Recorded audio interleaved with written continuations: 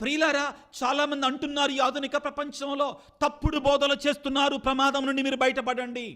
చాలామంది బోధకులు ఆ తపస్సు కాలం 40 రోజులే ఎందుకు చేయాలి, 40 రోజులు మాత్రం పవిత్రంగా ఉండాలా? శ్రీ సభ ఎప్పుడు కూడా ఆ విధంగా బోధించలేదు. 40 రోజులు మాత్రమే పవిత్రంగా ఉండాలని బోధించలేదు.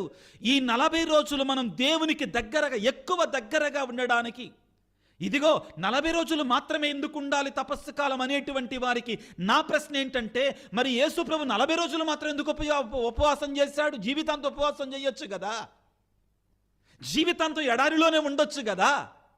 ప్రియులారా, దేనికైనా ఒక సమయం ఉంటుంది. మోషే 40 దినాలు మాత్రమే ఆ యొక్క కొండ మీద ఎందుకున్నాడు? జీవితాంతం అక్కడే ఉండొచ్చు కదా. ఏలియా 40 దినాలు మాత్రం ఎందుకు నడిచాడు? అటువంటి వారికి నేను తెలియజేస్తున్న వాక్యం, ప్రియులారా, 40 దినాలు ఉపవాస దినాలు శ్రీ శ్రమల కాలం అని అంటే, ప్రియులారా, దాని అర్థం ఏంటంటే 40 దినాలు మాత్రమే పవిత్రంగా ఉండాలని కాదు.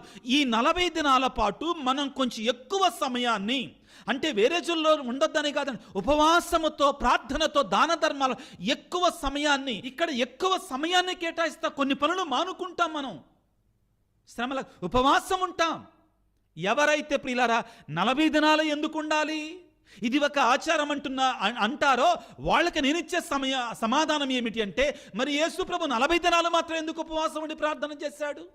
మేము యేసయ్య సుమాత్రకును అనుసరిస్తున్నాం, యేసయ్య చూపించిన బాటలో మేము నడుస్తున్నాం. ఈ 40 దినాల పాటు కూడా మనం పొందిన శక్తి మన క్రైస్తవ జీవితానికి ఒక ఆదరువుగా ఉండాలి, ఒక బలముగా ఉండాలి, మిగిలినటువంటి దినాలు జీవించటం కొరకై. కాబట్టి ఇది గొప్ప కృపాకాలం ప్రియులకు దేవుని బిడ్డలారా.